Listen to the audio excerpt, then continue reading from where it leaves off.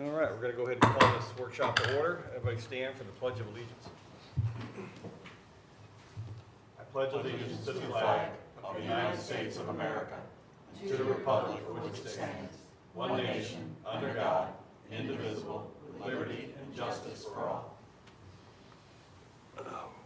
Carly, if you call the roll, please.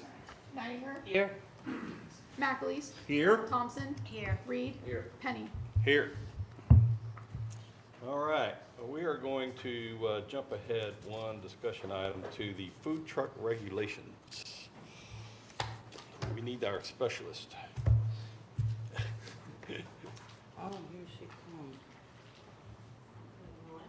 Morning. Morning. Morning. Everybody. How are you Morning. doing today? Welcome to your first meeting. Thank you. This is Craig Southern. He's our new planner for the Community Improvement Department, and he has put together a little food truck analysis for you guys to All right. see where we are. Putting them to the test already. I am throwing him with both feet. Yeah. All right. Well, did everybody get a chance to briefly look through the memo and the draft ordinance? Yes. Okay. If you want, I can give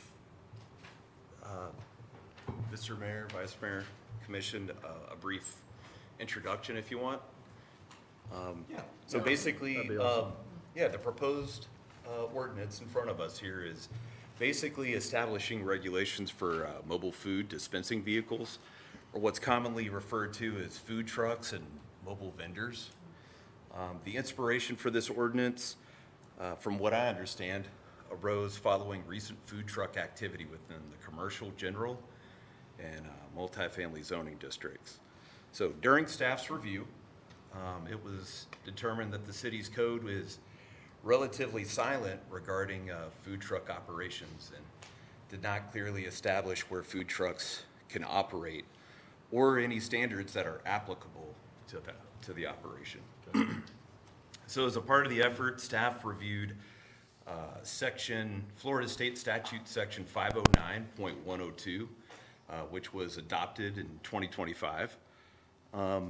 Governing mobile food dispensing vehicles. So while Florida law preempts local governments from requiring separate food truck licenses, registrations, permits, and fees, and prohibits a city ban on food trucks, municipalities do actually retain the authority to regulate what zoning districts, traffic, circulation, parking, pedestrian safety, sanitation, fire safety, hours of operation, and other operational impacts that food trucks. So that's primarily what the ordinance is taking a look at. We're suggesting that we implement this within our supplemental regulations, where we've got daycares and swimming pools and other things like that within the code. We also took a look at food truck regulations within surrounding municipalities. St. Petersburg, St. Pete Beach, Gulfport, Treasure Island, and a couple other municipalities throughout Florida. So if you guys want to delve into it, but basically the ordinance in front of you is basically the initial framework for us to actually have some kind of regulations within the 2025 state statute that we're allowed to have within the code.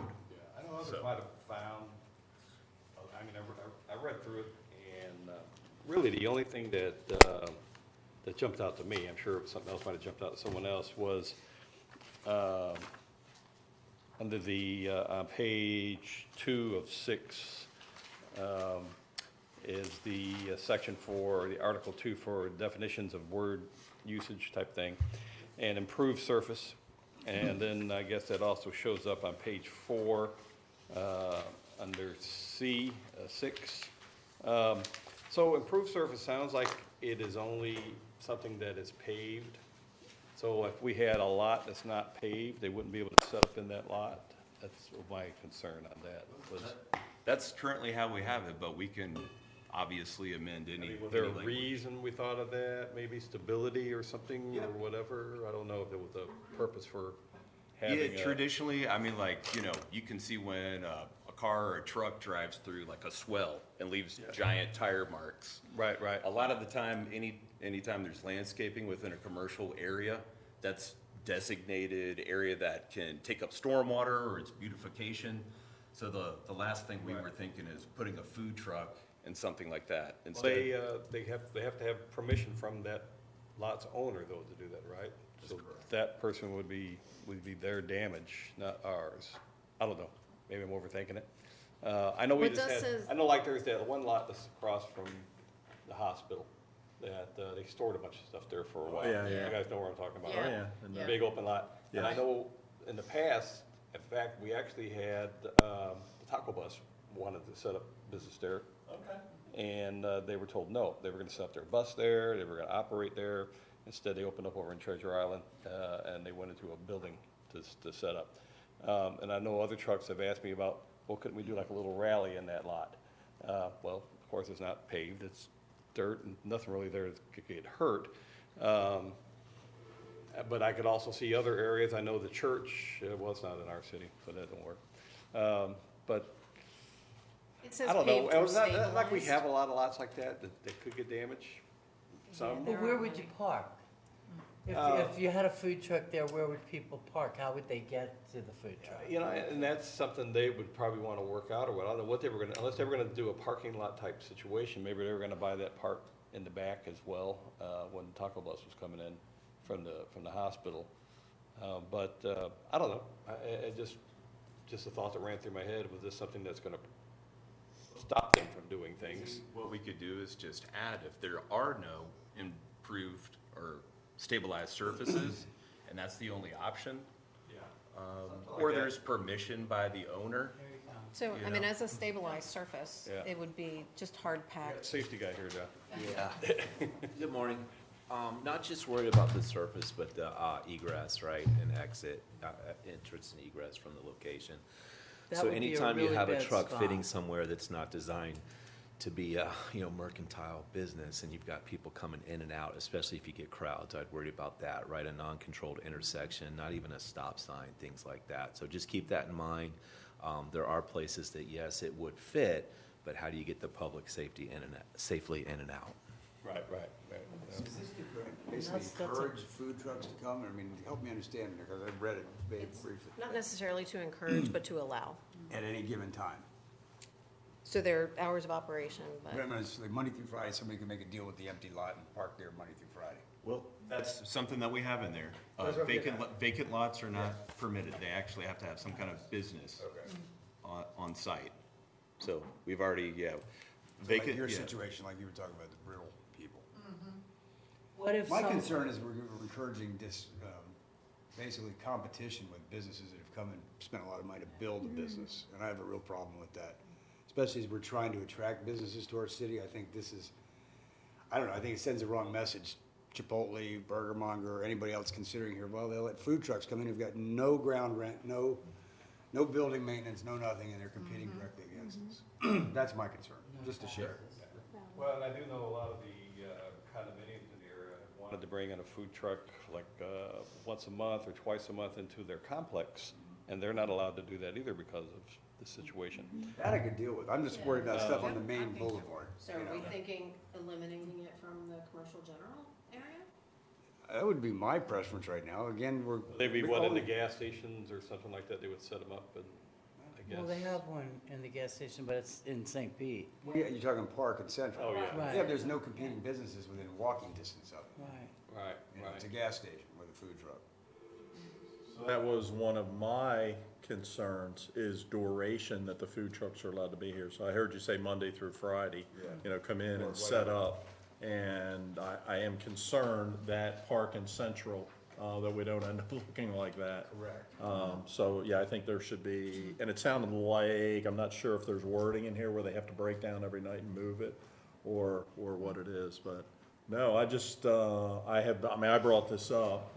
I have been to places in Ohio where they bring in 10 or 12 food trucks in a grocery store parking lot and things like that, and they're very, very successful, days.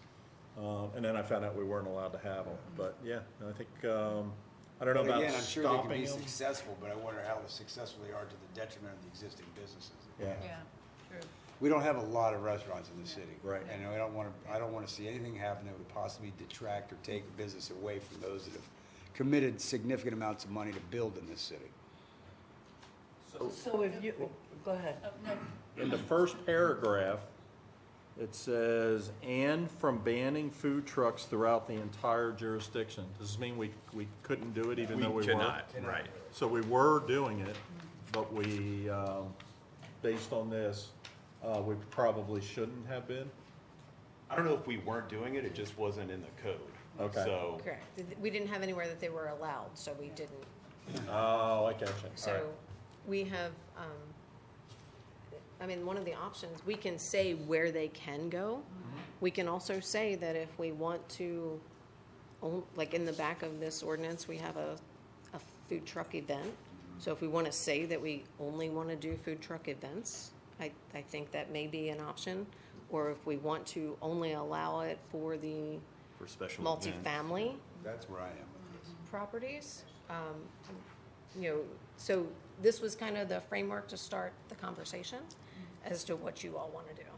I think if you go limit it to multifamily, I mean, that's what this city is, is multifamily, and a lot of. Or I mean, events. Bay Island, Harborside, our complex, which has got, what, 6 buildings just under our one thing, Waters Point. Those people aren't, being dragged off the main drag away from the restaurants that are here. I think that, to me, is where I would be on this, just limiting it to multifamily. But are you talking about like for an event or like on a regular Well, I mean, basis? Waters Point, for example, I live right across the street from it. They have a food truck out there periodically. Well, I'm just saying, it is. I mean, Not while I'm working. so I mean, those things should be codified as legal. I mean, Yeah. I'm all for that. So the But other- again, I'm trying to avoid direct competition and sending the wrong message to our tax-paying businesses. And to me, that's the compromise. Doesn't it have to be checked by the fire department every time they set up somewhere? So we looked at a new ordinance that Chief, just come up here.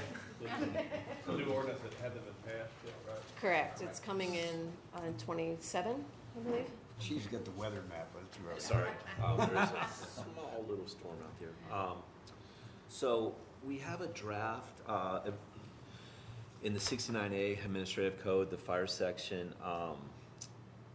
Got this all draft ordinance specifically related to mobile food dispensing vehicles, food trucks, okay? And this is slated, if approved, to take effect January 1st, 2027, which would coincide with the update of the Florida Fire Prevention Code, which is set for December 31st of 2026. So I see it being a boom, boom thing. I'll keep my eye on it. But what it does is it does two things. One, it makes the vehicles get a state-approved annual inspection. And when they do that, it limits us to basically requesting that documentation. So in other words, if a food truck shows up, we say, let me see your inspection paperwork. If they have that inspection paperwork, then we're limited to what they call a local inspection. So we would check, for the example you're just talking about, is it located in the right place? Is it located on the right, pavement or improved surface? Improved, is that the right word? So we can check that kind of stuff based on our local code, but we wouldn't re-inspect the fire inspection that they already have a certified copy of passing that inspection. Now, what we discussed yesterday in our department head meeting is what if they show up and they don't have that inspection and they want that inspection, then how do we provide that mechanism to give them that inspection? And right now it says that that inspection must be performed by a state-certified life safety inspector, which we do, myself, deputy chief, and all the lieutenants are required to hold that certification. Would there be a fee for that? Or is that something you guys would just say, I'm gonna do? I mean, I don't know how the law Yes, works. there would be a fee for that, as they're taking So- away all of our options for. Another thought I had too was say like, just throwing everything out there, say like, the Walmart Plaza. Lots of businesses in there. Suppose they wanted to have a food truck rally just to attract people to that lot, so they might visit all the stores that are in there while they're there, or even the stores that are there become part of the rally, with stands or whatever. Don't know, that might be a whole different setup, but we would take that away. So it would just be at the condos type thing, the mobile home park is the only places we would let the food trucks come in? Is That's that where what I'm we're at, thinking? that's where I am with it. I look at it this way, you live in one of these multifamily places like I do, like Mark does. Yeah. I'm sitting at home, getting ready to make dinner, I'm not going out. All of a sudden the food truck's here, I may go downstairs and get something. Yeah. Whereas I'm not pulling people off the street that are gonna maybe go to Burger Monger or Horse and Jockey, you know, I just, again, I wanna preserve the traffic that our limited restaurants in the city have. When I was managing condominiums, we did that. We had the lobster guy come in different trucks like twice a month, and they would set up, but we were in unincorporated Pinellas County. So we didn't have any type of restriction that held us back from that. And the people loved it, because like you said, there'd be lines out there, you know, because they didn't have to cook that night. They could get a huge lobster roll or Yeah, whatever, exactly. tacos or something. And it was something I know some of the, over at Harborside and at Bay Island, that I've had a few people asking me about wanting to do that. And then I told them to check with the office, of course, and they probably heard no. Doesn't the health department have to check those, regulate them? They are regulated by the health department. What about if it's Well, a the state of special Florida. event? Let me throw that out. You say, so, we have something here about Yes. if it's a I believe special it's the event. So last say page. that we don't allow them to be there for anything, but say they wanted to put on a little fair or something in front of Winn-Dixie or whatever, and they wanted to have some food trucks. I'm just trying to say there should be not no completely at those places, but somehow we can work it in where if it's a special event, it's a 1 day, 2 day thing only, they come and go, that's it. But yeah, I don't want to see these trucks sitting around, just taking up and over, like the one we talked about over on Central. But I would like to see them have permission, at least for a couple of days, for the weekend or whatever, to be able to set up to have a special event. See what we So can. we do have that So in the section proposed D. ordinance. On the back of the ordinance, at the end of the ordinance. So that's it in has- this. So all we would need to do is Food just truck remove events. the commercial general part of it. So one of our multifamily districts is RM10, which is where City Hall is, which is a mostly single-family or duplex type of setup. Do you want to include that in the multifamily allowance, or do you want Is this to? the only area that's districted like Yes. that? Yeah, sure, why not? Because the only thing I'm thinking about is the building next. I don't think they would do that, though. I mean, where are they gonna put it at? Like you said, that's, and they can't block the road. Yeah, well, I We mean, had eliminated that from this section because it was mostly personally, I'm okay single-family. with that. I don't know how big it is. Okay, so allow RM10. In the food truck event section, we called out that it was, a food truck event was consisting of 3 or more mobile food dispensing. So do you want to just say it's a special event and can only be, The way you've written it, when I read it earlier, it sounded right. you want it to be 3 or more trucks? Yeah, I or think do it you- has to be at least 3 or more. Do you want to allow the hospital to just do 1? Let's do one. Make them come in for a Right. variance. No, just kidding. We'll, I'm leaving. yeah. Well, if you do it for one, you gotta do it for everybody, so. Yeah. Right, so, but if you're looking, if we're eliminating it from the commercial general district in general, but we allow a food truck event in the commercial general district, do you want to just say that the food truck event could be just one food truck, but it's in the commercial general district where it would be allowed and they'd have to come in for that permit? Yeah, that works. And Okay, what so- regulates how often they can do it. Yeah, I like that. Yes, And so what we're just gonna do regulates 1 or more. pedestrian traffic versus vehicle traffic. I'm just thinking of, our people aren't that great in parking lots as it is. You start having a large group of people, it could get pretty dangerous, right, if you don't have some safeguards in place. So add one more thing to your thoughts, Tom. The reason that we have this in front of us is because we had a business owner in the corridor, Right. okay, that had a food truck out there that was using it to promote their business that they were there for. I get that. Okay, all right. But at the same time, that serving food is detracting from other businesses that are here to serve I hear food. you, but I I just mean, want to make sure that was on the yeah. record, that that's how. No, I this understand got it, and I started, understand it but makes yeah. sense to pursue it. I think it's time that we addressed it, but again, I'm want to avoid anything taken away from our brick and mortar businesses. I mean, we are trying to attract businesses. Yeah. And I personally think there's nothing worse than driving down a main street someplace and seeing Understandable. food trucks all the way up and down. Yeah. Okay. So one of the other questions I had, we had hours of operation limited to 8 AM to 10 PM, which seemed like a long time to me. But our thoughts were, some of these food trucks do breakfast. Some people don't get off work till 7 or 8 and then want to have, be able to enjoy it as well. Is there a time limitation that you would prefer? I'm okay with the 10 Sounds because very then reasonable. for example, condo associations can determine the hours they're willing to allow, as long as it doesn't conflict with the ordinance. Okay. Just wanted to make sure that was not something you had concerns over. Okay, so we're gonna say it's go I ahead. guess I also just wanted to bring up what Chief was just indicating. We've got something like 20-plus operational standards in here. So a lot of those operational standards, one of the first ones is that the owner-operator has to maintain a site plan, a sketch, or some kind of parking lot diagram that shows how they're gonna set it up, and they have to have that on themselves at all times. So when one of these possible safety inspections is conducted, they would have to actually provide all this. And, I mean, that would be submitted at time of application, I assume. well, this is part of where that state statute comes in. They don't Okay. submit it to us, but they have to have it while operating on-site. at all times. Okay.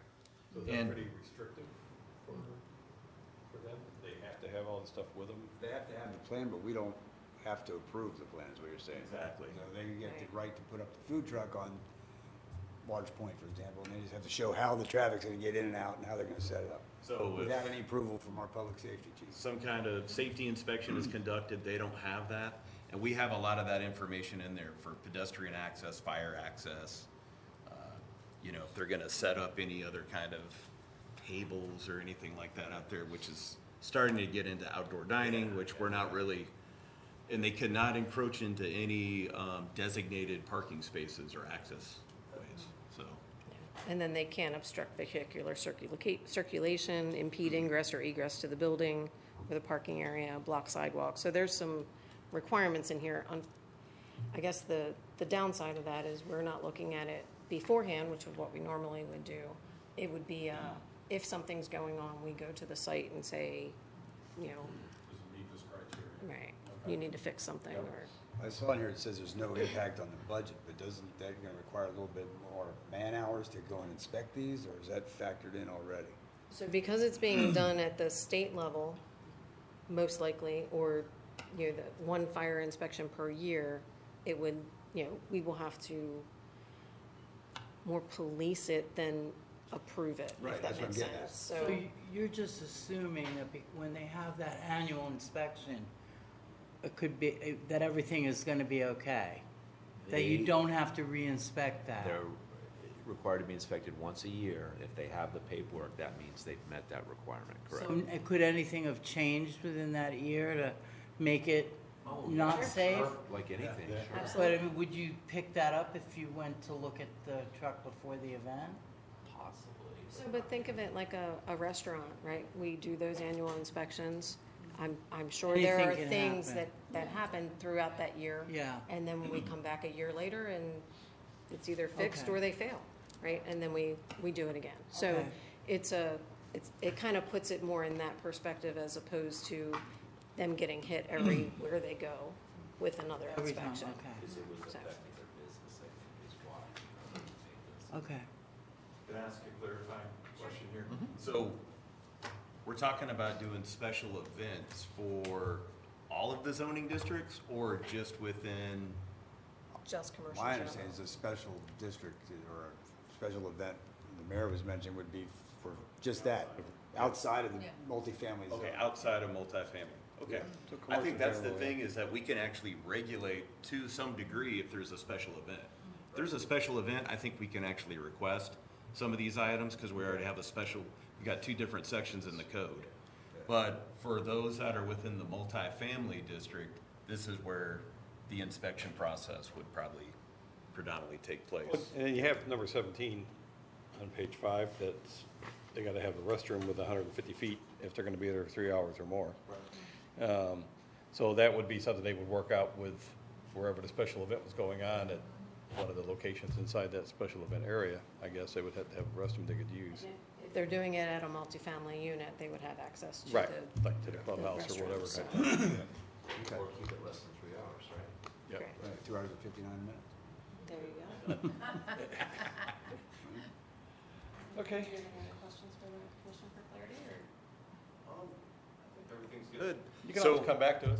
Yeah, so special event in commercial general zoning district, and that would be one mobile vending vehicle? Yeah. Or, okay. That's how I see it. I mean, I can't speak for everybody else at the table, but that's how I Are see you it. wanting to limit how often they can do that, or could a business literally come in and go, I want a permit every Saturday? Like, Yeah. if the Nope. point is to not compete, do we wanna say you can't do it more than 3 times in a 12-month, like, cause if all it is a permit where we have no criteria to turn it down if they have everything, you could still end up with food trucks everywhere if everybody just pulled all the permits. I think practical would be once a month. That's what, We I'm could just definitely say that. suggesting I putting mean- something in there, because Yeah. otherwise people could literally More still than have once them every out 30 there. days, one day. We Yeah. can definitely do Yeah. that. Once a Yeah. calendar month, once every 30 days, whatever's legal. Yeah, we'll like put in there. in a 30-day period, and then Hours, dates, and location, that's where we still have authority. But Yeah. permit-wise, no No, permits, that's but great, okay. Yeah, dates and once a month. times, Yeah. definitely. Because, yeah, otherwise someone could just do it all the time. Do you want one Okay. per 30 days or once per month? 30 days, I think, 'cause you had Okay. that crazy February with only 28 days. so- Yeah, okay. There's a 31, Who's gonna you keep, know. who's gonna count the 30 days? Yeah. So it'll be in our, it'll be a permitting system. Yeah. It'll be in the Okay. permitting system. Yeah. That's why I asked, because I have to set it up per month or per 30 days, so. Okay. For how many days can they operate within that? You know, they come in and they operate for X amount of I'm days? thinking one. Just You know, one day. Well, but Yeah, the one special, day. the special event, I don't think they would go more than one day Yeah, unless they had like a I think- What if they 2-day did a weekend? event? fair or something, but Yeah, But I we mean, don't see that happening I here. mean, I don't think most food truck rallies are even like that, where it's like a day, I mean, the right? biggest event is The a ones I've block ever party, seen, that's a one day. day. So, We don't want them staying overnight anyway, right? right. Okay, so this is One for day. the food truck events, one day for every 30 In a days. 30-day period. Okay. And then for those that are actually permissible within the multifamily district, do we have any time frame or dates on those? You mean like you said in multi? How many times they can do it? I mean, I would ask those that live in multifamily, what would you think? That's what I was referring to, is once a month for the Yeah. multifamily. Yeah. Okay. Oh, okay. That's what I was talking Oh, about. I was talking about on the So we'll do that commercial. for everything? Well, yeah, Special for me, events. once a month, it's just- Usually everything. that's where I am. Yeah, Okay. everything. I mean, 'cause if they're inside the condominium complex, nobody can get in there but the people that live there anyway. Right. Well, our street's different, but I was gonna say short Well, drives yeah, I too. guess people, you've got no gates, yeah, Yeah. so you can just pull We're right poor. in. Right. They don't, but at the condominium complexes, they do not need a permit? No, and that's the So whole we point of can't the state regulate statute. that. Yeah, we can't, They can go in if we there have a as special often as they event, want. if Okay. we have a special event, we have a little more Yes, teeth, so to right. speak, but. Well, the thing where it says you can't block parking, where would you do it for your condo that wouldn't block parking? it'd have to be at the clubhouse. And Like But the- there are parking spaces there too. Right, but there's, Can we clarify that? Because I think it says you can't block parking, or you have to have at least, you have to maintain at least a minimum requirement. So you could potentially block Yeah. like If- 2 is- parking spots if you still maintain the minimum beyond those That's 2. correct, that's correct. That's how is that That's right? right. That'd be That's the right. only place, right, Yeah. for The you. association says Any here, you take overflow these parking, 4 we parking can, spaces they to can park. utilize I mean, that. I guess we could take over the guest parking, in my example, that's 7 or 8 Yeah. spots. If you still meet the minimum requirement without those, yeah. Yeah. Okay. But is this something we're encouraging? Well, no, it just came up. Okay. Well, I mean, it's. And if somebody wants to do it, State statute, yeah. and we have to allow it, so I understand it, Yeah. but now we can have an opportunity to at least regulate how it happens. So I've seen the ice cream truck come through our community. They're just passing through, but they are still a food truck. I've never seen one here. I absolutely, about We did talk I about haven't that. bought it yet, but I I've have seen it. I didn't absolutely think I could seen talk it. about it, yeah. We have a mobile, vending, component in here as well. And, outside of the food trucks, And mobile vending is kind of general, and we didn't delve too deep into it, but But they don't set up permit, they're nowhere Right. for more than It's like 10 you were, minutes. man, when we were kids. Yeah, but. Chase it down the street. But I felt like when I started this process that they weren't even legal. Now I think I understand a little bit different, that hopefully they are okay to go through. We're not running them down the street. No, Ice cream the man. kids are, but we're not. huh? Exactly. Yeah. Although it Funny, might last time I start now saw that it I've. was February when it was ice cold out. That's a weird day to be Yeah. sitting in Yeah. your ice cream truck. He was bored that day. So I think in here we say that they're permitted and there's no real regulation of their. so any mobile vending, and it's general, Okay. but ice cream trucks usually fall into that because a lot of times they'll go into the public right of way and they'll stop, Right. kids are They running did, up. yeah. Hey, I want, a SpongeBob, Yeah. popsicle or whatever. But the thing is that, hi.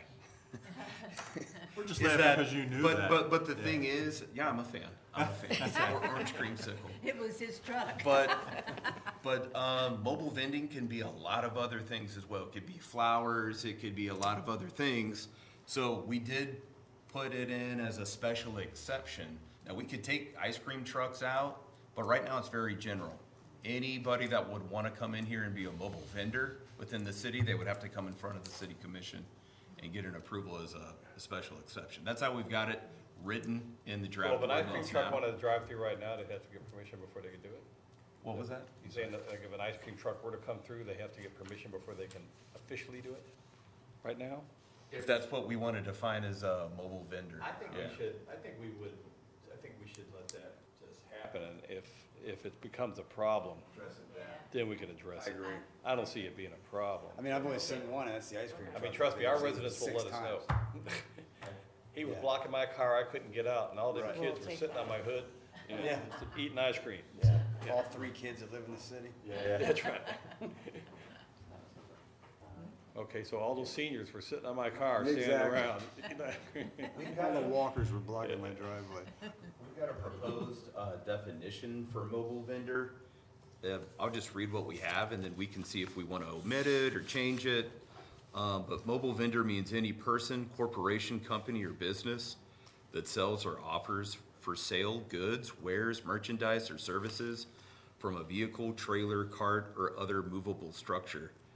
This is excluding mobile food dispensing vehicles that are regulated by the rest of it. So Definition for it. I've been thinking about buying a hot dog cart, so let's leave that alone. Would be a lot of fun for you. do we want to keep this definition, or do we want to at least have a definition for it and then take out any kind of regulation? Or do we want to omit the definition as well? Is there? So What would Right be the now, it just, logic of all it does is removing it just differentiates between Right. what a mobile, food truck is and then Yeah. what a mobile vendor I is. don't see a problem leaving We it could in just there. do I that. would think and we then- leave the definition, Yeah, but leave it. remove the, whatever you called it, the restriction. Yeah, yeah, that's good. Yeah, so just allow them. no matter what they're selling from a mobile. Shall be Until permitted. it gets out of control. Okay. Hopefully it never will. Always revise it if necessary.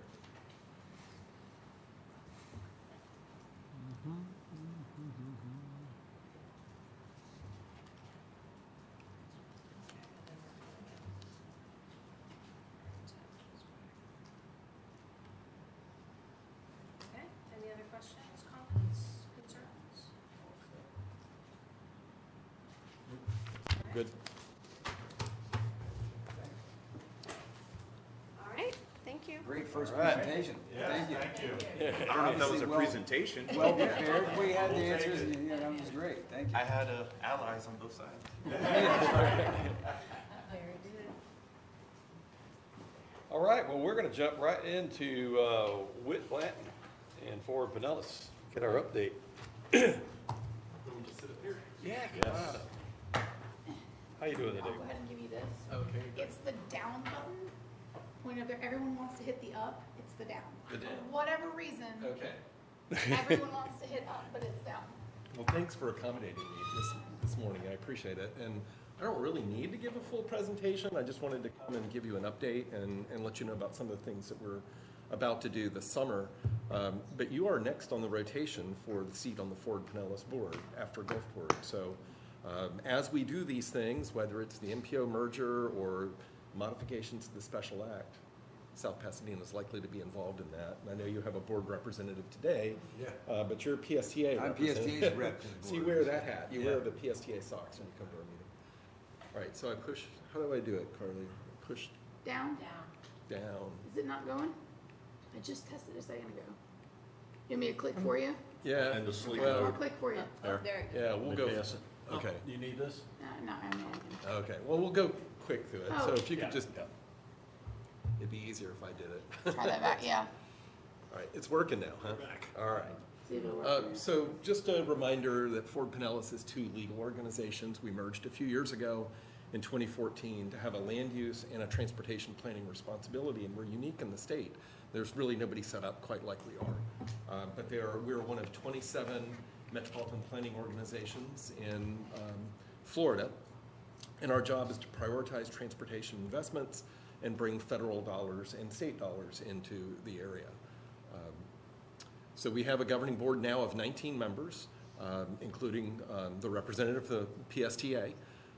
The MPO is the final voice on the priorities in the local area for transportation investments.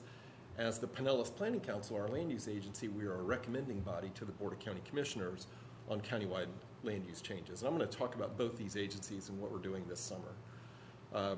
So we fund transportation priorities. In our last meeting in this month, we adopted our annual list of priority projects, and we also adopted our transportation improvement program. So it's kind of an interesting cycle. We adopt our priorities, and then the Department of Transportation considers those priorities, and they allocate money to us based on population, and they go down that list of priorities, and they spend it until the money goes out. And it goes into the new FDOT 5-year work program. So projects that are already in the 5-year work program advance, and then we have a new 5th year, and that's where the new projects come in. So there's a little bit of a built-in delay. When we adopt the transportation improvement program, that basically incorporates all the 5-year work program projects. And it only includes projects with federal, state funding. If it's a 100% locally funded project, we don't need to include it in the TIP because that's just a local decision. But if it has any federal or state money, and it also has local money, and it also maybe has private money, we have to show all those sources of funding. So we work in close partnership with FDOT to make that happen. So here's what's happening this summer. We are in the process of releasing our annual call for projects to local governments where you can apply for planning grants and construction grants. This has been in place for about 11 years now, and we've awarded several $1 million in both planning grants and construction grants to communities. This used to be called a Complete Streets Program, but that term is no longer in favor. So we've called it the Local Government Grant Program. It's a very sexy title. We're not PR people. So the planning grants are about $150,000 available. You can ask for less than that. The minimum project is $35,000.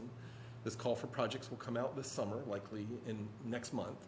And we will have pre-app meetings with any local government that wants to meet with us and talk about it. But the things it can fund is a wide range of projects that include visioning, safety analyses, roadway concept plans, walking audits, but it has to have a transportation component because these are transportation funds. The grants that we have funded in the past, you can see a few of them listed here. We try to look for equitable allocation of funds across the county so we just awarded Kenna City some funds. We'd never given Kenna City any money before. They applied. St. Pete Beach got some funds a few years ago, and they're now advancing a project into construction. Our construction capital grants, a lot of communities do these in tandem. So one year they'll apply for the planning funds, they'll come up with a project, and then the next year they'll apply for construction funds. Dunedin is a good example of that. They modified Skinner Boulevard, which is State Road 580. They got the planning funds to figure out what they wanted to do, and then we got the construction funds a few years later. What's interesting about it is, even though the funds at that time were capped at 1 million, now we've raised that to 3 million. Because it was on a state road and they were advancing it and they had some local money in the game, when costs began to rise in 2021 and 2022, FDOT stepped in and covered those rising costs with additional federal funds. So our money is kind of a marker, and it could go up. It won't go down, but it could go up if conditions warrant. So just a heads up about that. So these are examples. There's the Dunedin roundabouts on Skinner Boulevard that we funded. You can see projects throughout the county. Signal system upgrades are the latest project that we're doing in St. Petersburg. So they don't have to be multimodal. They could be to improve capacity of the roadway and vehicle throughput. So the timeline for the call for projects, and Carly, you'll get a direct email or notice about these as well, is this summer. Applications will be due in the fall. We don't make them too burdensome, but we do ask that you document the need and the purpose of the project. And then we award those typically at our March board meeting in the following year. And with the planning funds, the money's available immediately, and you have a year to spend it, starting July 1st. For the construction, as I mentioned, you have to wait a few years, and then the money is available in the new 5th year. So I wanted to talk about our special act, which is the Pinellas Planning Council side of the agency. This is the land use portion. And we are going through a process to potentially revise the special act, which always makes me nervous because that means getting involved with our legislative delegation and opening up that bill. All kinds of things can happen when you open up a bill. We merged the MPO and the PPC back in 2015, and I was hired as the first executive director of the merged agency, but that took 5 years.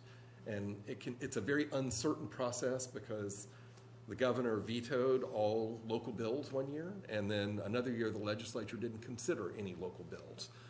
So it's a crapshoot a little bit. But they're supposed to be non-controversial, and if there's any controversy attached, then it gets maybe a little hairy. So we have formed a special subcommittee of our board that Commissioner Reed is on, that we have begun looking at the special act and coming up with some recommended changes. At our last meeting, the committee voted to authorize us to begin immediately looking at some streamlining provisions in the land use cases that would make it easier for certain kinds of development to go forward with less time involved. Essentially bypassing our board and having an administrative staff review. If the parcel is, say, 3 acres in size, under 5 acres, if it doesn't impact any countywide considerations, say not in the coastal high hazard area or something like that. And very supportive. We'll have a public hearing and then make those changes this summer.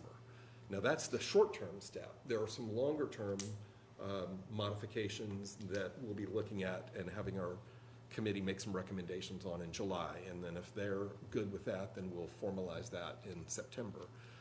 Those longer-term recommendations would require modifying the special act. Now, the reason that we're here and looking at the special act modifications is twofold. One, with the MPO merger potentially between Pasco, Hillsborough, and Pinellas, and I'll get to that in a minute, the PPC special act says our board has to be the same as the MPO. And that would require Hillsborough and Pasco commissioners voting on land use decisions here in Pinellas County. And effectively, the Pinellas County MPO would go away. So it's really kind of a legal ambiguity of what would happen. So that's the main reason why we need to do it. The other reason is several of the county commissioners have really been pushing to streamline the process, and they would rather cases go directly to the county commission without review of the planning council. We think some of the cities would not like that. They would want to be more independent and have an independent recommending body. So we're kind of looking now at what threshold would be allowable for cases to go directly to the county commission, and what other cases, like maybe designating an activity center, which is the most intense category of development, that would then be reviewed by the planning council. Staff would continue to review it. All this is done because the county charter vest the county commission with countywide planning responsibility over cities. And years ago, it was decided that an independent agency with an independent executive director was the best way to go. I don't report to the county administrator, I don't report to the county commission, except when it comes to the millage that we charge. Some projects that we've been talking about, we've really worked a lot with communities on local zoning land use regulatory reform, including here in South Pasadena. Nasheen gave me an update on the next steps for that process, so it looks like a September workshop is planned here with you all as that moves along. We've done corridor mobility and other planning studies, Alt 19 and now US 19. And we've used this tool called Arc Urban to allow communities to visualize and see what changes in the land development code or regulations look like for building footprint. Indian Rocks Beach is using that now, and they're now moving to modify their code based on the work that we did. So this is the board subcommittee and the approach, again, kind of looking at every 8 to 10 years we modify the procedures just to keep up with trends that are going on in the county. So that's why we're doing it now. We have gotten some news lately about losing a bunch of population in the county.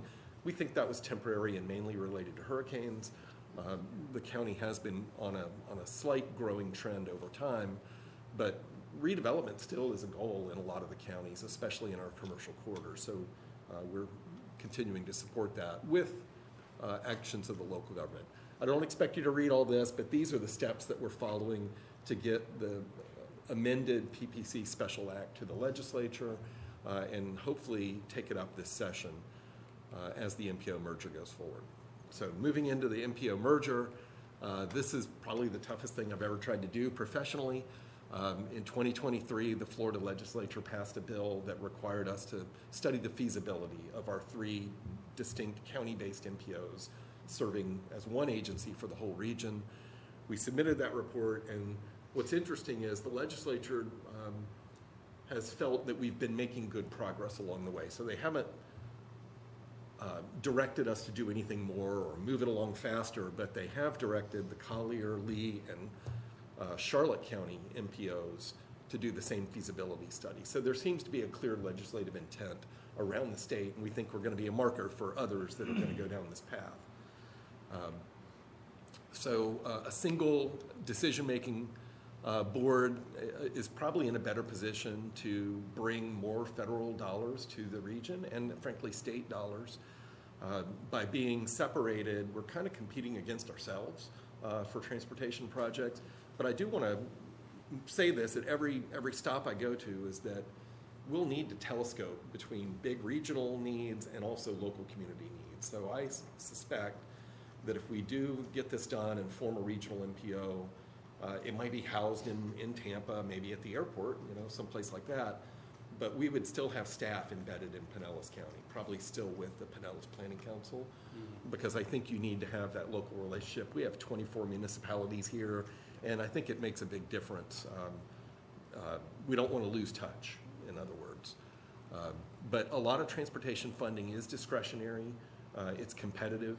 And even here in the state of Florida, we're competing with other regions for the big pots of state money. So we want to be able to marshal our resources. And we would be the largest MPO in the state of Florida if we did merge. So we have done a lot of work analyzing our MPOs and how they're different, how they're similar. We've had a lot of input from everybody from the boards of county commissioners to the key decision makers. Ultimately, the decision is going to be made by the 3 boards of county commissioners in the city of Tampa. That's what federal law and state law requires. But the MPOs are going to be making a recommendation and voting as well. So we have to base it on population by state statute, and this is a little bit of a caution. Hillsborough has more people, so they would, if you base it on population, they would have more seats. That's not sitting well with some county commissioners who want to see equal representation among all 3. They use Tampa Bay Water as a model where there are 3 representatives from each county, the largest city, and then 2 county commissioners.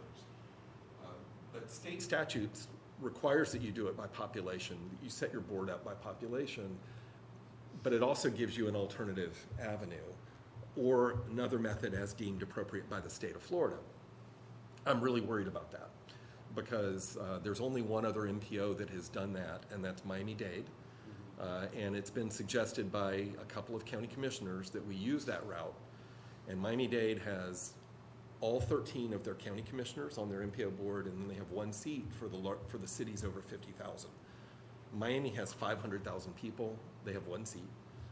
Hialeah has 235,000 people, they have one seat. And then they have 5 gubernatorial appointees. So I'm concerned about that because MPOs were set up to really reflect local needs and local priorities. And we work with the state, and it's a partnership. And if the governor, whoever the governor is, appoints 5 seats, that seems to weight the MPO in favor of the state. And also I feel like there is a move to limit the influence of cities on this, especially from some of the county commissioners. And they haven't said that, but they've also haven't said what the composition of the board seats would be if we were to have equal Tampa Bay water representation. And I feel like there's what they're saying to me, and then I feel like there's another hidden message behind there. And the issue primarily is not South Pasadena or Clearwater or Gulfport. The issue is mainly the city of Tampa versus Hillsborough County. That's a legendary historical source of conflict. And then St. Petersburg and the county commission, and probably a reaction to some of the projects that they have advocated for. And I don't support all the projects that the city of Tampa has advocated for.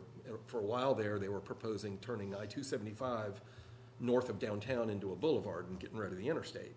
And I think, you know, that's an issue I would have trying to get to USF, and I think that's not good for the region. But at the same time, you know, Tampa is a very large city, and they deserve a voice. And if they don't get a fair share of their representatives on this regional board, they're probably voting no, and that'll stop it in its tracks. Now, ultimately, this needs to be approved by the governor, and statutes are very clear that this is a consultation with the governor, and we need the governor's approval. So it's a tricky path. But I just wanted to make you all aware that MPOs are set up to be nonpartisan, technically based organizations. You should know if I'm an R or D by my words or actions, right?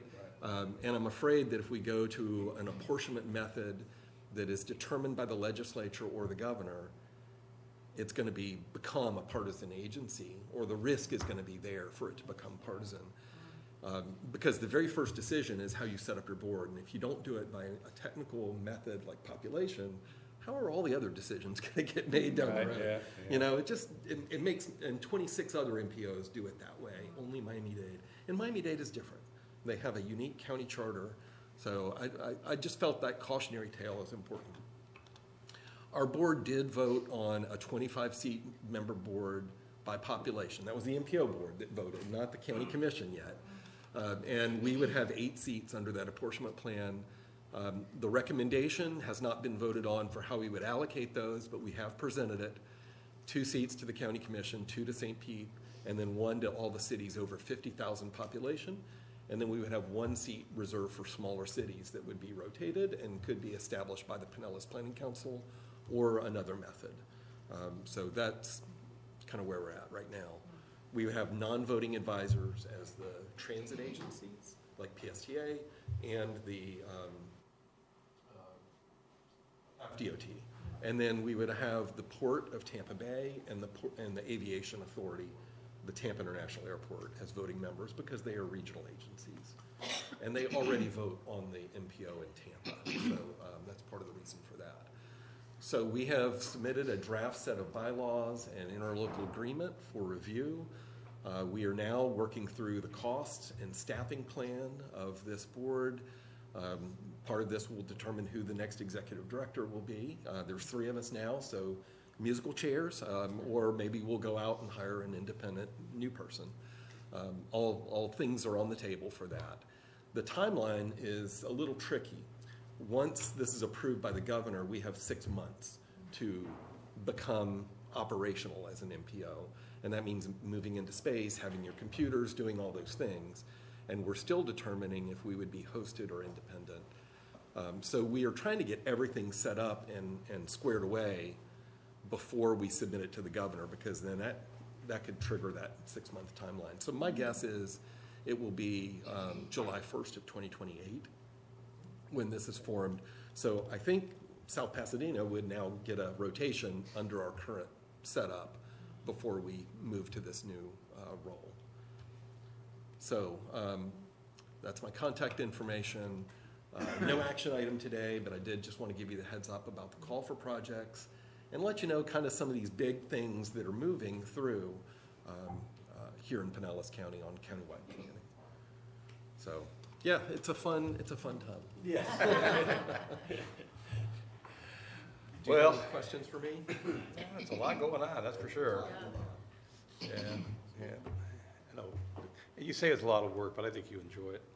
Yep. I have fun with it. Yeah, yeah. Well, and I love Pinellas County, and I'm, always wanted to work here. I was in Orlando for like 27 years, and, but I came over here and worked as a consultant since the 1980s. So I told my wife a long time ago, I said, can we move to Pinellas County? But we had little kids. So once they got out of high school, this job came open, and here I am, and I'm very happy. I hope it's my last job. So with this seat that's coming up, when is that gonna be something we gotta think about? Yeah, I think it's, if I'm not mistaken, it would be 27. 27. Yeah. Okay. But what's interesting is I had a conversation with Mayor Love in Gulfport, who's serving in that seat right now, and she said, "Can I call you because I'm feeling really overwhelmed by a lot of this stuff because you served it's a on our lot, board, yeah. you serve on our board now. There's a lot." And she said, maybe I need to just let the seat go because I'm not that able to keep up, and maybe it should go to somebody else knowledgeable. And she said, what's the next city in the rotation? So I think I talked her into staying because, she's invested some time, and I explained some things. She's like, oh, that was very helpful. But if she were to decide that she doesn't think she can be effective, then unless they can appoint somebody different, it would rotate to you immediately. Right. So that's how it works. So I give you that heads up, not to say anything negative about Mayor Love. I think she's great. Oh, yeah. Yeah, I just think she knows her city, but this is her first introduction to countywide stuff. Right. Yeah, it's a It lot. is a lot. I mean, I remember when I first got on it, was more like, I just gotta listen. I can't just jump in. All these guys were all jumping in with these comments, and I'm like, I don't have a clue just yet. Let me just get it figured out. I still haven't one meeting yet, I'm just taking it Yeah, all. yeah. I've voted, that's about Yeah, it. it really helped going through the training they put me through. Well, and That was a big deal, but-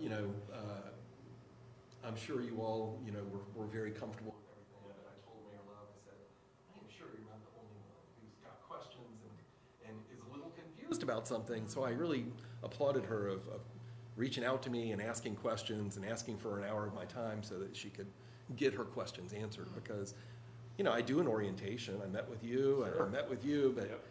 that 30 minutes or 45 minutes orientation only goes so far. You need to Right, hear it right. a bunch of times, So probably. how often are you guys meeting now? We meet once a month, but we take August off and December off. So yeah, it's still 10 meetings a year. Yeah. And we have 4-hour meetings, right? They're not as long as they were when you served. They're typically about 2 hours. Okay. But we do have quarterly workshops. Right. Because we moved from a 13-member board when you served to a 19-member board. And I felt like in order to give people the opportunity to speak, maybe having workshops would be a better way to do that. That's a great idea, yeah. And I think they've gone pretty well, so. Okay. Thank you all for your time. It was Thank it you. was a little bit longer than normal, but I appreciate no, it's having the great. time. Appreciate it. See you next month. Yes. Always great to see you, my friend. Yes, sir. Have a great day, okay? All right. Take care, Whit. Thanks, Whit. Bye. All right. And lastly, we have the budget. Good morning. Good morning. I don't have a whole lot today. 2 handouts. My plan was to talk about the sewer rates and the reclaimed water rates. We're still waiting on final numbers for the sewer rates from the city of St. Pete. This is an analysis that we've done that looks at the surrounding communities to see what their sewer rates are. The preliminary PowerPoint presentation that St. Pete had just gone over at their last meeting looked at maybe, yes, I've got She needs one something. too. Okay, yeah, I've got them here for you. There you go. They have different scenarios that they're, it's the city of St. Pete, they have different scenarios that they're going through and deciding what their plan is. And then that will impact us based on what their rate increase ends up being. Can I get one also? And Kristen, if you have. Sure, yeah, sorry. Take one, pass it down. There you go. Thank you. So the sewer rate analysis that you have here speculates at a residential use of 2,500 gallons, 4,300 gallons, and 6,500 gallons. Of course, every property is going to be different based on their consumption. And then what the rates would look like at a 5% increase, 7.5%, or 10%.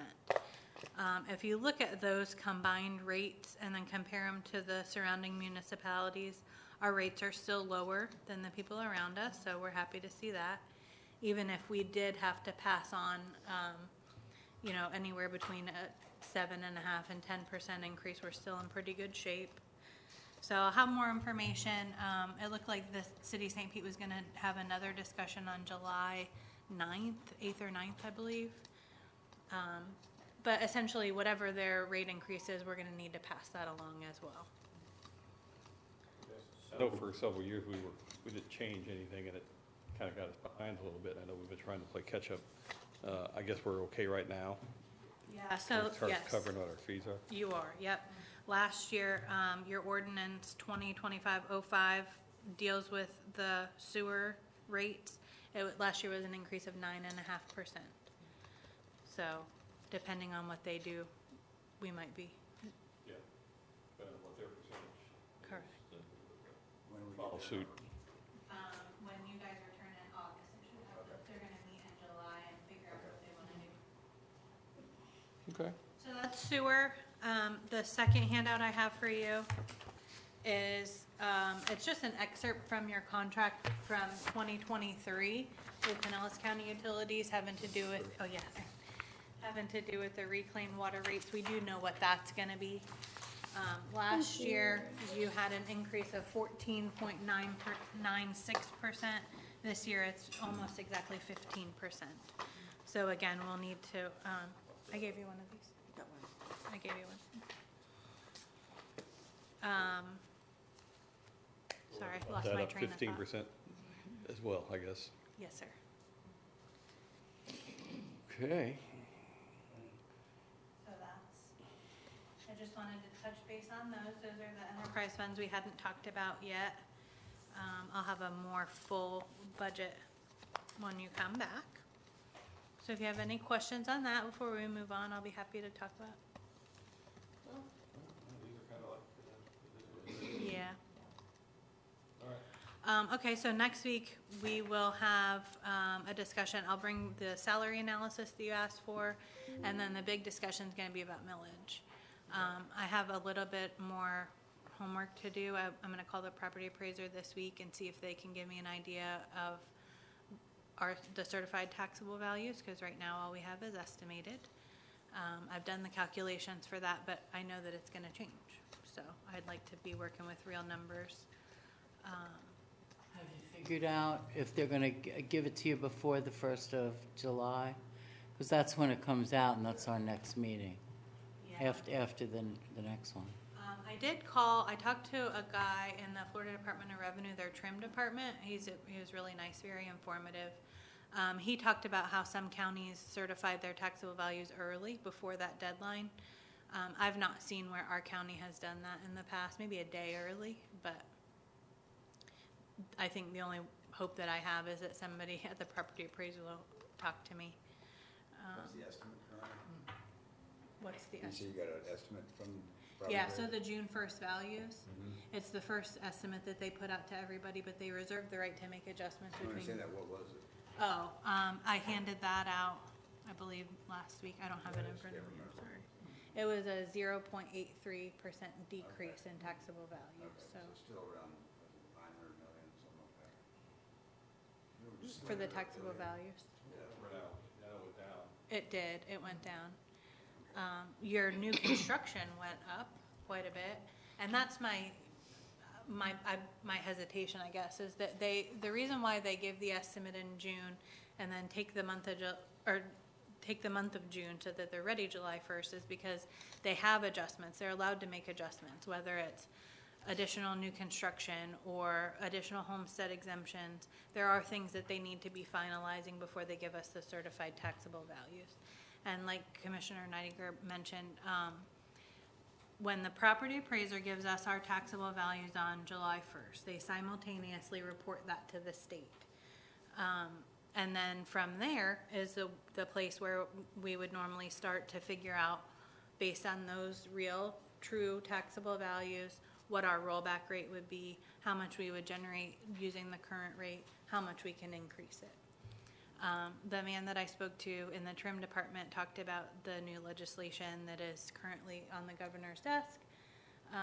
The piece that affects this process is that if this legislation passes, which I don't have any reason to believe he's going to veto it, they will be taking out the provision that allows cities, or that requires cities, it's just part of the process. What we've done every year to calculate the millage has a component of personal income.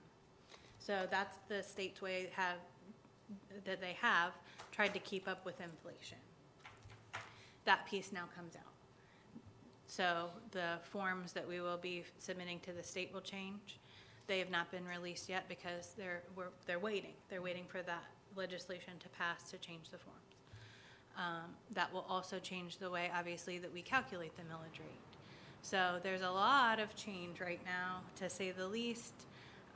Essentially, what it will end up is we need to figure out what the rollback rate is, and then you can do 110% over that with a 2/3 vote of the commission. Anything beyond that, 110% of the rollback, would require a unanimous vote. So the point that we're trying to get to for your July 1st regular commission meeting is for you to approve a maximum millage rate.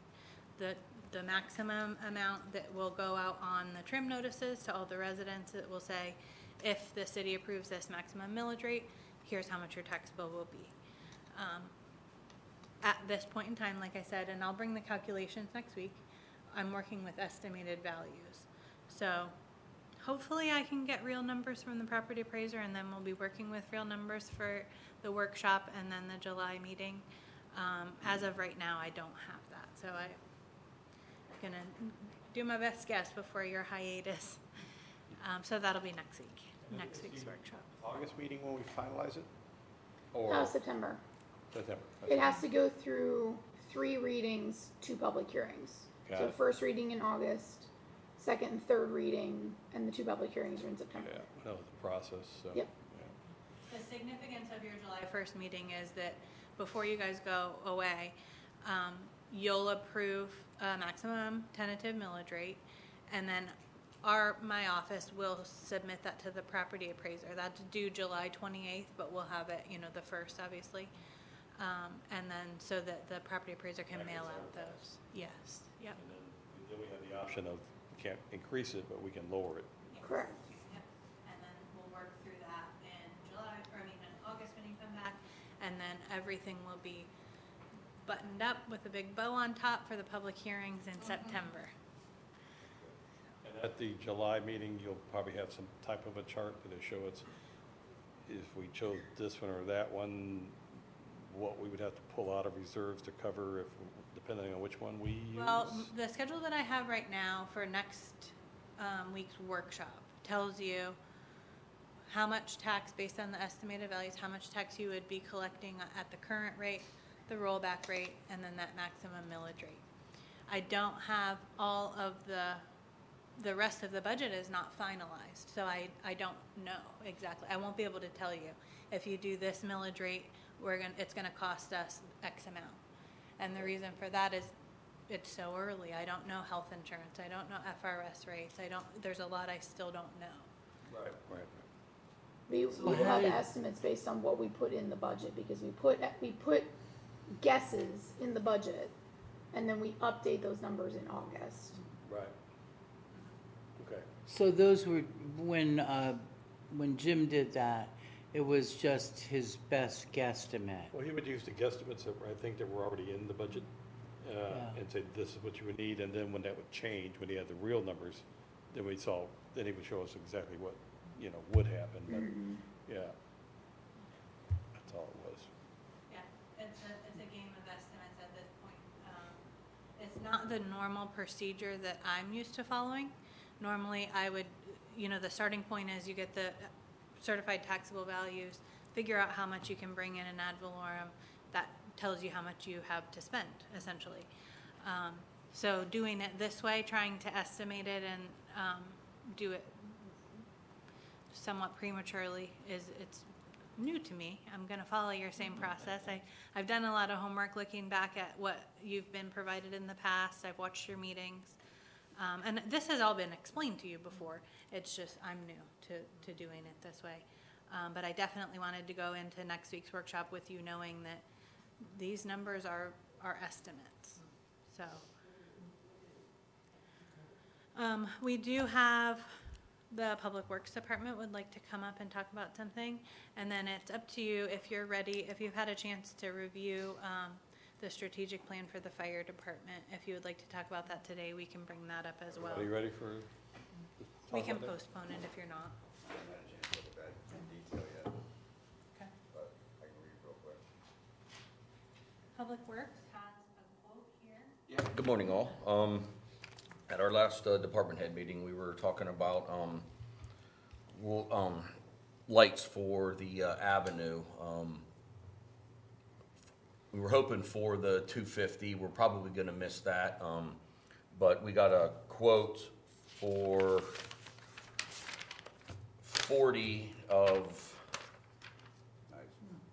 that hangs on the poles, red, white, blue. I mean, we can't use, they won't make the 250, but we will have them for, we're paying for the poles year round, so we'll have them to put up for Patriot Day. Patriot, everything like this time of the year, like next year, we'll put it up for Labor Day, and then it'll stay up till after 9/11. Memorial So we Day. can get for the anniversary. Yep, that I have, I got a 250 flag for here, fire station and Fred Held, and then I got a bunch of small ones, how we decorated around the avenues and stuff, so we'll have American and 250s, American and 250s, so we'll But probably. no lights or anything like that? No, and I tried to get some for the avenue, and those were gone quick. Even Amazon didn't have them, our flag companies didn't have them, everything was sold out of those they went fast. But these here, they said about 6 weeks, because they make them to order.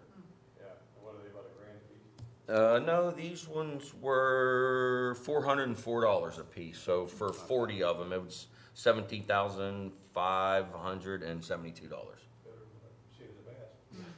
And So 40 would be like every other pole. Yeah, Just and to that would give be, you yeah, an that, idea, yeah, it's not like the every Christmas pole. lights, this will be It's every about other pole. every yeah. other pole. Now, these would not be permanently up there. No, they're just the Yeah, hangers, just like the Christmas lights. It's Yeah, like they the- hang. We'd Plug have them in in time and for hook them Veterans up. Day. Oh, yes, yeah, we'll Yeah. put them up for all of that stuff, Any anytime. patriotic Yes, holiday, yeah. anytime we put the flags on the avenue, and We'll what, have them. yes, and then what our, LED and everything. yes, Life yes. expectancy on those is. Those, long time, they do good. More than 5 years. Oh, yeah. Yeah, they do well. And then what we'll do is it's like now we have the flags every other pole. So the flags will be up and then these will be in between. That'd be nice. And we're paying Duke Energy And- anyhow. Yeah. So, Well, that's why I said, 5 years divided by 14 is less than $3,000 a year for a nice decoration. Nice And candles, they'll last a lot longer than that. Yeah. Even the ones we have now are, we've got our money's worth out of those. Well, and he's got room in the line item is called visioning or beautification, and there's money left in there, so we were comfortable with doing that this year. Good? sounds good, sounds real good. No, I think, yeah. Give the guys something to do. And especially Just if they need more work. But no, I think that'll be good. All right, well, thank you much. Appreciate that. Okay. So you want to postpone the discussion Do about, we want to talk about that now, or do you want to wait till you read? If everybody else is ready, I can pop it open real quick and just read along. Oh, no, is everybody else ready? Yep. Okay. He's like, what? I don't know that I really need to say, but I will. So last week, at a recent budget workshop, was it last week? It was brought up that the fire department has in their budget request a strategic plan. Copies of the proposals that he received have been sent to the commission. So we are ready to hear your thoughts. My thoughts? Anybody's thoughts. If you want me to leave it in the budget or not. I think it worries me with everything that's going on right now. It seems like a lot of money. And I did look at the things that you sent. I'm not really clear with the size of our department why we really need to spend that kind of money. And I don't know what, Okay, when you say that kind of money, think about this, right? It's a minimum of a 5-year plan, so we're gonna spend the first year developing the plan, so that's 6 years, 30 divided by 6, really $5,000 a year. So in the scope of things, I guess I'm a little shocked,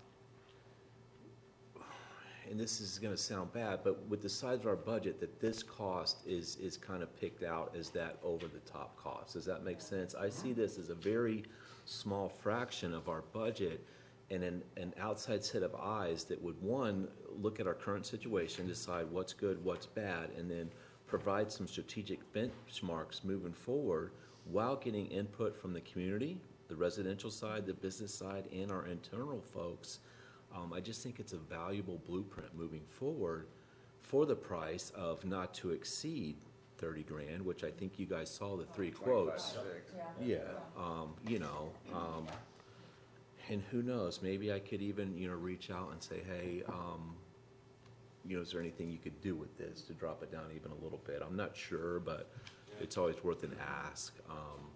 What made you think of it now and not last year or the year before to do something like this? Like I said last commission meeting, kind of where we're at as a department, where I'm at as With you as the leaving it, leadership. And where we are from some of the external threats, right? I mean, threats from a funding standpoint. We have 2 departments right now in the county that are working with their legal to talk about fire assessment fees. I mean, there's some, it's interesting times, I right? saw it does review that in there, that they look at the fees and. Well, they have to look at not only current funding sources, but what's the potential downfalls and the potential other avenues, right? So it's an all-inclusive type plan. And he said, is it a 5-year process? No, the plan is usually designed to be a 5-year plan. I have seen one, I've reached out to other fire chiefs. There is one who did a 10-year. That seems like a long time. I think there is an option, and maybe we talk about this as they come in. There is an option to do a 5-year plan we do a 5-year update to the plan internally. So in theory, it could be a 10-year working document if we're willing to take those next steps at the 5-year mark. So you could take that initial cost and even, what's it called, devalue, whatever you do to write off the books. But in other words, it could be seen as a long-term. So do we get this report while you're still in the department? That would be my completed by then? plan, yes, sir. We would start right away in October, and I would hope to have it done 6 to 9 months. Okay, and as far as implementation of everything that comes in the report, is that something that you would do and DC would do if he's the next one who steps in after you, or whoever else steps in after you? It would have to the- be reviewed and see the, most of the guidelines, I think, could be followed if there's any cost items, so that saying you need, or you should do this, or you should change your, capital improvement plan to this. That would be stuff we would have to discuss further. There's no binding requirement as far as this document, right? It's a guidance document. There's nothing that says whatever this outside party or whatever these groups come up with as, discussion points would have to be adopted or set in a certain timeline, and then. I think that was my I read it and I said, well, I like all the stuff they're gonna do. But my concern was that it's gonna get done and it can sit in a file and nothing's gonna be done. Yeah.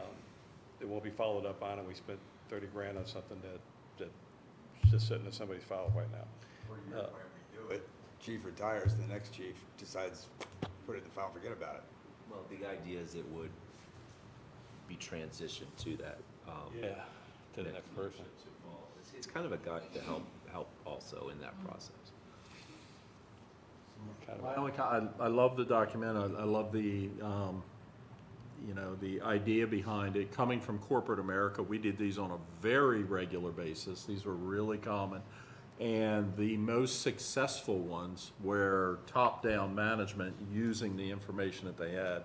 So I think some of it, obviously, it's gonna fall on you right now, but I think we as a commission need to make sure that we follow up on, some of the data that's generated also going forward Yeah, there was areas. to for sure. address that, yeah. I don't know.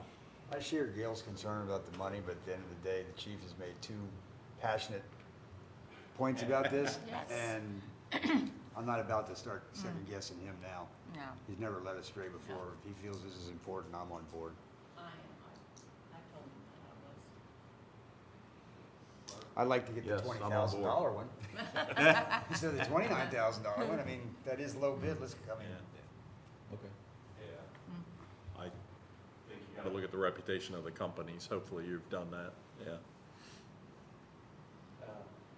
Yeah, like I said, I'm just so worried that it's just gonna go away after all the spending the money. I know, looking at the big picture, it's, we look at what your budget is compared to what this is, it's not a major thing.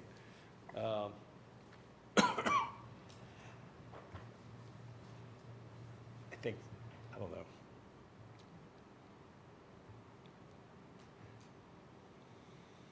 I don't have a lot of faith in some of these people that they charge a lot of money for these kind of evaluations, and Yeah. I don't know.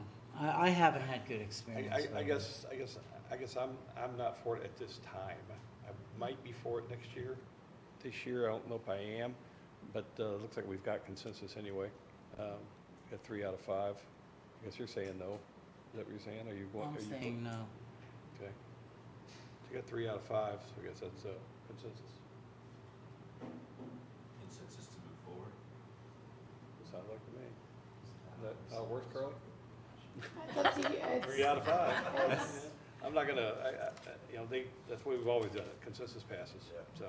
And I hear the fears, right, and that we would not utilize this document, but that would be my pledge to you, that it would be something, that would be my direction moving forward. Is this, the reason we're doing this is to provide that roadmap to follow, not to ignore moving in the future, right? It's an improvement plan, and that's the whole goal, is to get better. And I like it, it just, if we should do it this year, or if we should do it next year, and let whoever new comes in to be something for them to do, and whereas, I kind of like the idea that you would get it first and start to implement it, but then again, you got somebody new coming in, and we slap that down in front of them, and it happened during their term, and And not they, yours. they would be a part of it, right? Because Yeah. the entire department as internal customers is gonna be a part of this process, so. Right, yeah. Okay. Yeah.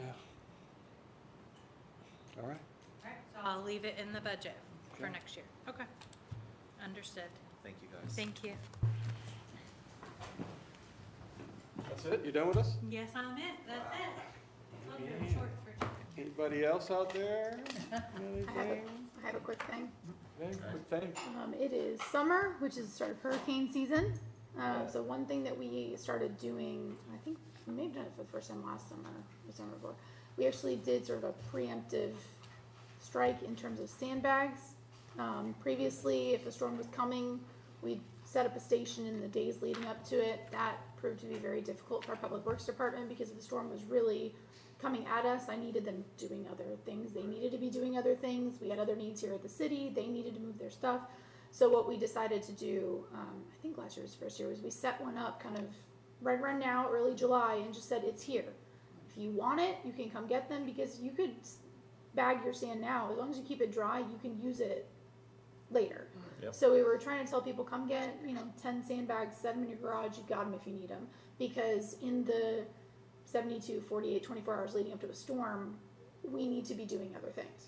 So my question to you all is, would you like for us to do that again? I will say there, if you want to come up, there's, I'll kind of give my little spiel on sandbags. They are not a perfect system. A lot of people don't use them correctly. We try to put out best practices information if you're going to use them. The concern that we have is that people put up sandbags and then they stay in their homes when they shouldn't. You need to evacuate regardless, so prep your house and leave. So we would try to put up educational materials like that. If sandbags are not going to keep you safe in your home, they'll try to protect. It works for, I think it's 12 to 18 inches of not moving water is sort of what they work best for. And so we'll try to put out as much information as we can. I'll say that when this is discussed on sort of a regional basis, a lot of cities are sort of like, we really don't think that sandbags are a great idea because they give people sort of a false sense of security. But the problem is, unless everyone stops doing them, we look like bad guys. So if one or two cities are going to do them, then it's like, well, they did it. Why didn't you? So we kind of say, listen, we'll do it, but we'll do it with as much education and information about them as we can. Because unless they stop in the entire region, we're just going to look bad.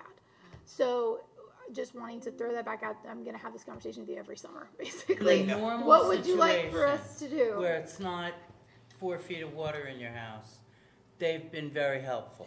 Yeah. Yes, you can, if But they're beyond, I installed mean, if properly. you're gonna have a deluge like we had the Yeah, last time. nothing was gonna But, happen. and the other thing they did is they hold the garage doors down. Mm-hmm.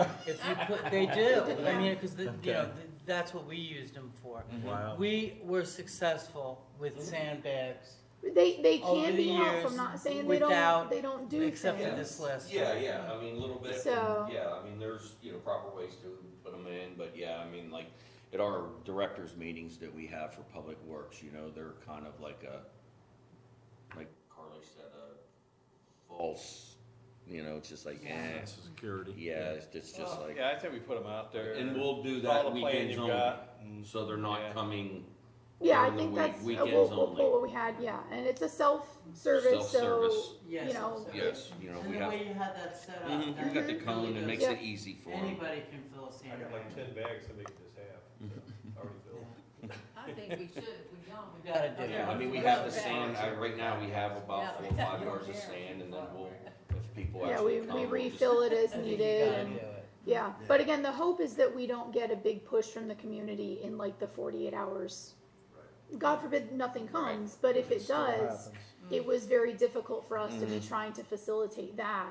Yeah. At the Then same you got time, we're cars actually lined up and they're in prepping the way our while we're city, trying yeah. to do our thing, Yeah. it's a tough So- one. It's hoping to have whoever Yeah. wants them, get them. Come get them, stick them in your garage, Might as then well you're start good early to and go. let them get them if they want. And hopefully a lot of them, after last year, because I think last year was the first.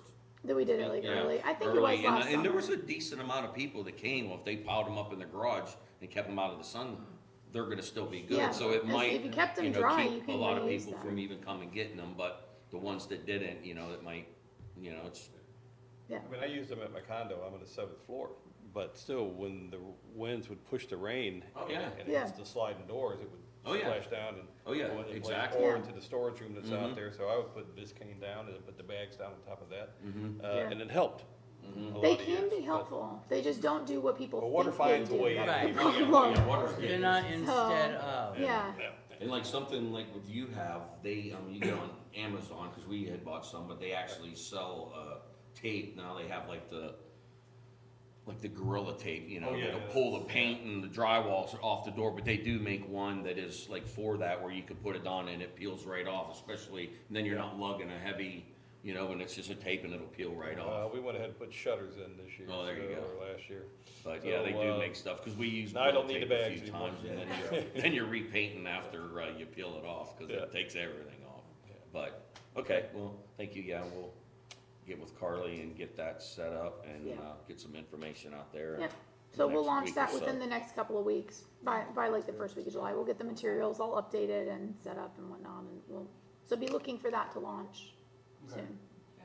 So, Okay, so when you put it out there, I guess on Facebook or when Kelly puts it out, I guess it'll have some of the information on there, besides that it's available, but you also have information about how to use it as well. Yes, yeah, we put up as much information as we can, because the worst is to see people, we drive around all the time and see people with their sandbags out and they're like stacked wrong, and it's like, well, that's not gonna do anything. So we put out charts of like, this is how you should stack them, this is where they should go, store them. I mean, we really want, if you're gonna use them, please try to use them as best you can. And we talked about maybe even just making a sign, that we could put out there, maybe telling people and go to the website or the Facebook page and it'll show you the proper way to do Yeah. it or something, Yeah. simple, just to kind of Yeah. point them in the right direction for, the ones that, never seen a sandbag before. And also a push to say sandbags are not to keep you in your home. If there's an evacuation order, set them up and then go. It's not meant to say, okay, now your home is safe to stay in. So. But- Is that it? Mhm. Done? No hands coming up? Nothing? Okay, all right, we're adjourned. So.